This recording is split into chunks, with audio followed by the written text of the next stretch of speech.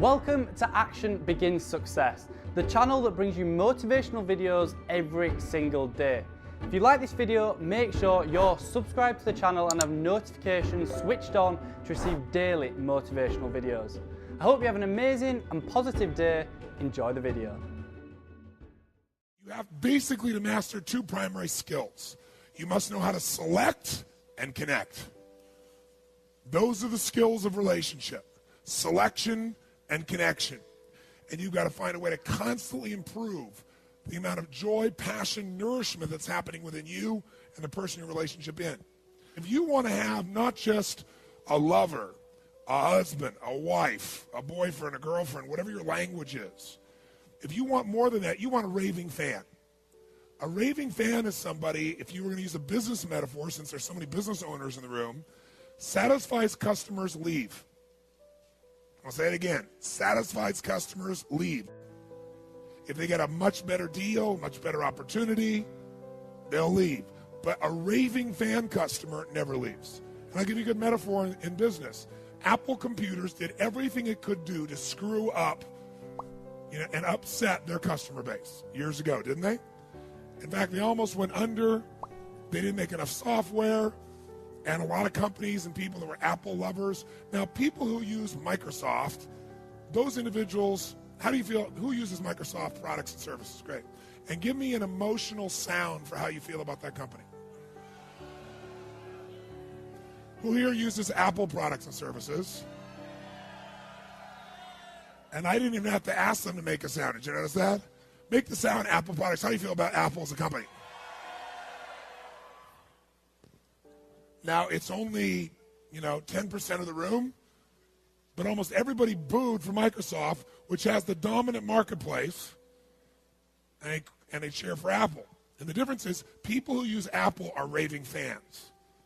Your goal in a relationship, above all else, is you want to make sure that you make this person who's in your life your raving fan. And there's only one way to do that. Worship them, not just love them. You got to worship them. If you want to have something that's extraordinary, because that person who is worshipped is not going to leave in a million years. And what makes them know they're worshipped is the following. You got to know, what do you really what? Because everyone is different. We all want love. We want the same needs. We got to know what we want. So some of you may be saying, well, Tony, this is all very interesting and dynamic, but I'm single and I don't have a relationship. You got to know how to start. The first step is to decide what's your vision for what you really want. What's your vision for what you really want?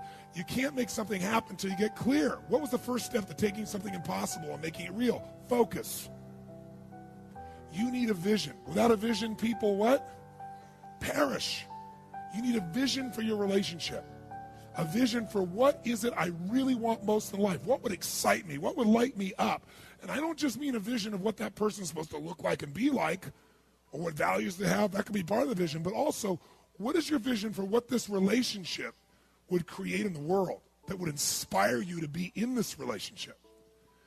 Because without a vision of what the relationship's going to be, you're going to settle for whatever shows up.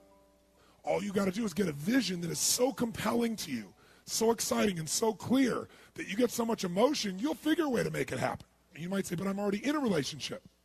Well, remember I said the two skills you got to have is select and connect? The first and most important selection you're going to make in your life, well, I'll tell you this first. 95% of the happiness you're going to have in life is going to come from who you select as your partner. So we're going to get absolutely clear about what is it you really want, because it's impossible to get there otherwise. I'll tell you what helped me. And this would be if you're brand new and you're single. The best way to do this is you sit down, you write down every single thing on earth you could ever want in the ultimate partner in life, your ultimate mate, your ultimate lover. Mental, emotional, physical, spiritual, the way you guys would pitch and catch, what you would do together, how you'd share. But every detail, a level of specificity that normally you would think is insane. And then you got to make a second list, I learned. And I did this years ago. I made this list, and I read it. It was pretty cool. And then I got in a relationship, and in that relationship, I kind of let it grow because of what most people get in a relationship with. I didn't select consciously. What makes a relationship work is things in common. Similar values, right? Similar dreams or goals or loves or desires. What makes a relationship work is having things in common, because what that gives you is the emotion of certainty that allows you to open up and connect. People like people who are like whom? Themselves. So you like this person, and you have certainty about this person. You have connection with this person because you have a connection through interests or values. And you have certainty because, hey, they're like me. So what makes a relationship work is things in common. What makes a relationship passionate is uncertainty, not knowing, and differences. This is the critical understanding. Can you have both in a relationship simultaneously? Yes or no? Yes, but most people pursue one aspect of their needs, like in the beginning they want the variety and the uncertainty and the excitement that comes with that. And this person's so different than me, and so it excites me because I'm quiet and they're loud and intense and playful. And then they get around and they go, oh, I want this forever, and they try to get a hold of this person and very often try to control them. And then what they want to do is get this place of connection, but also control, certainty. And they try to make their spouse, their boyfriend, their girlfriend, their husband, their wife like them. All their being loud before was exciting. Now it's loud. That they were doing in the very beginning. But now you're irritated by it. And if you reinforce somebody or you punish them for being a certain way and try and make them like you, you will have a great friend and no passion. And they'll never go back to the way they were because they don't want to lose love, or they've been rejected so much, they don't want to be in that place. They start to protect themselves. There's a way to have both. It's learning how to honor those differences and enjoy those differences. Now, some of those you already honor and enjoy, but if you're going to honor and enjoy them in some areas are inconvenient.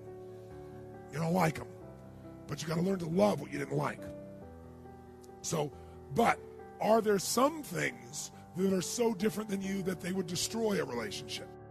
Yes, like you have certain values that are the core of who you are, and if somebody has the opposite, it'd be pretty hard for you to really sustain a quality relationship. So the place to start, you make your list of everything you want. Then you make your list of everything, and the second list is really critical. Everything that you must not have in a relationship. Not should not. There's lots of things you prefer not to have, but must not have. By the way, you can get everything you want in a relationship and get 2 or 3 things you must never have, and it'll destroy it. And I'm going to show you that process. Because even if you're not in a relationship, how many would like to have a way to evaluate whether or not this is the right relationship or not for me? And it saved my life to have the ability to do that. But I'll tell you the first thing I did, I thought everything in my life that I've ever created, I went back and did what I asked you to do. What did I create that was impossible? How did I do that? I mean, think about it. I always started by focusing on what I wanted, not where I was. Isn't that true?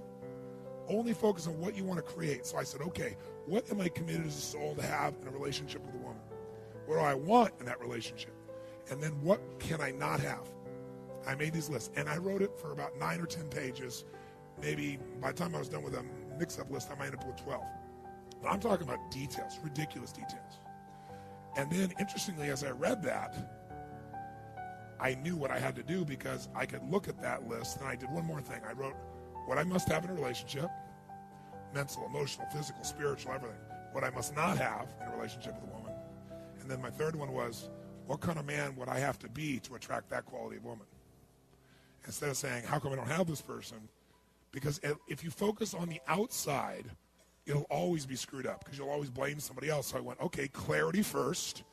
What do I need? What am I committed to? What do I want? And clarity, what must I be for that type of person to be in my life? How many follow these steps? Thanks for watching this Tony Robbins motivational video. Down in the description below I have listed my top 3 Tony Robbins books, so make sure to check them out. It'd mean the absolute world to me if you could like this video, and if you have any questions or comments, drop them just below. If you want to see our most recent video, click here, or for a totally random video, click here. Once again, thanks for watching, and I'll see you in the next one.